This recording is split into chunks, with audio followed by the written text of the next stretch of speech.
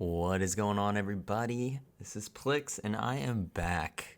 It's been a long time since I last posted anything on my YouTube channel, and that was honestly for a couple of reasons. One, yeah, and you know this if you watch my stream, but I recently, well, not really recently. I mean, it's been about a year, but I started working a full time job, and it's taken up some time, but also just spending time with my wife and all of that stuff together has been it's definitely taken a lot of my time.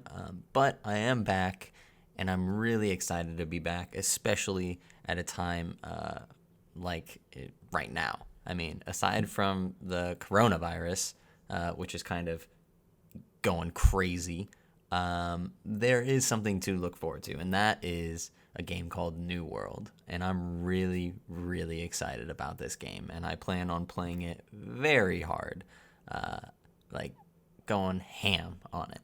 I don't know how much I'll play it, like a day, but I'm definitely going try hard on it. And you know what that means.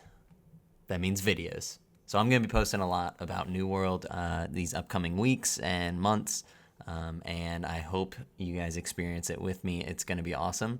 But let me tell you a couple of reasons why I'm really excited about New World. So, one, the graphics. Now, if you look at this game, it is beautiful. It is stunning. The scenery is amazing, and the combat is also extremely simple, but also pretty to look at. It's not overly FX driven, where I'm thinking things like Final Fantasy, where it's like really hard, honestly, to see what the hell's even happening, because there's just so many flashy things. This is simple, easy to read, easy to like see the combat, and just to really enjoy it. And the other thing, which we'll get into a little bit later, is the scenery and the graphics. Well, maybe not the graphics, but the scenery certainly is going to be constantly changing. And that is because of what Amazon Game Studios is planning on doing with this game. It is a sandbox MMORPG with these survival elements to it and an action combat system that's kind of similar to Dark Souls. One of the really, really cool things is it's going to be highly dynamic. The world is going to be very dynamic. And what that means is it's not going to be a theme park MMO. And what I mean by that is like, okay, first for levels 1 to 10, you go here and you do these quests. And now we're going to take you to levels 11 through 20, and you're going to go here and do these quests and kill these mobs and turn these things in. No, it's not like that. This is there's constantly going to be areas that are getting infected or I believe corrupted is a better word, and you have to fight off those corruptions in these different areas, and which is a really cool thing. But also it's not necessarily like a tab targeting MMO either. So the gameplay is really going to be like revolving around skill, and that's for both PvE and PvP.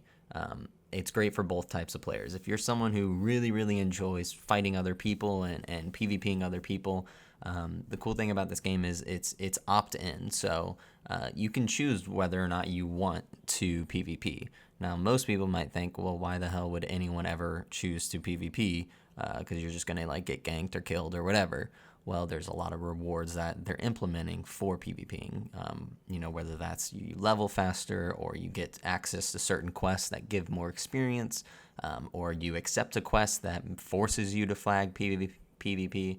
So it's not like you can just completely avoid PvP, but you can choose to circumvent that if you really just want to PvE and experience it that way. But like I said, the actual fighting system, it's all skill based. There's no like just point and click and if you have more power you beat the other person. It's all skill based. So a level 50, they always say a level 50 could technically beat a level 60, which I don't know how true that is. You probably have to be very, very freaking good, but that's the idea.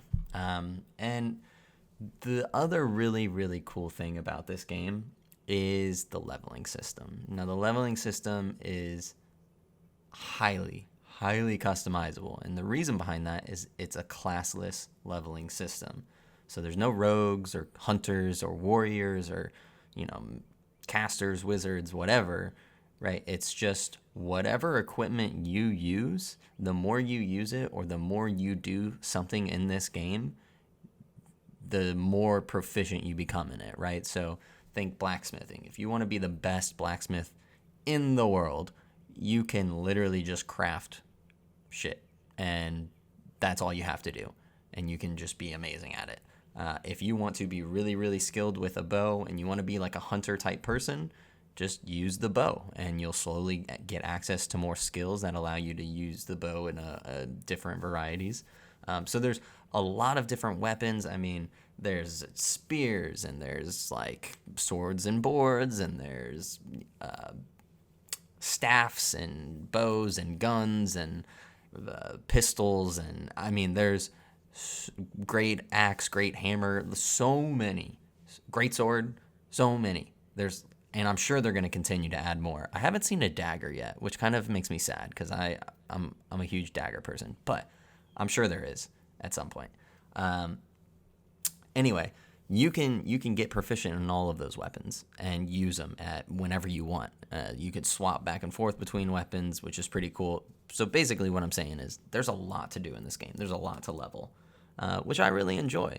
And the other thing I think is really, really cool about this game is it's kind of going along the lines of this dynamic type system, is everything is really player driven. So the economy is going to be highly player driven. You have to, build your own towns. And then as you conquer these settlements, you start to expand upon it by working as a community to upgrade your settlement. And I think at some point we're going to start seeing these massive, massive fortresses, which, by the way, you can raid other people's settlements, which is awesome. But everything is super player driven, which I think is really cool because think about it this way. Each server is going to have its own unique look. Like nothing's going to look exactly the same, and like in any aspect. I mean, maybe some of the settlement locations are going to be similar, which I'm sure they are. I'm sure all the settlement locations are going to be in the exact same place. But what those settlements upgrade to and where they decide to upgrade first and do different things, those are going to be different. And I would imagine also you can also have like your own house and stuff, and you can have your house like displayed, which they've talked about. So there's a lot to this game. I'm going to leave a link in the description below so you guys can just digest all of that information. They have posted a lot of it, and then some of it is like in the backwoods of YouTube and things like that. But if you guys are excited about this, let me know in the comments below. Leave a like if this was helpful in any way, or if you're excited about it. I'd love to hear about it. And if you plan on playing during the beta, let me know what your username's going to be. Obviously, mine's going to be Plixer. I'd love to play with you guys. So, yeah. Thank you for tuning in. I appreciate you guys, and I'm glad to be back. Stay tuned for more. Peace.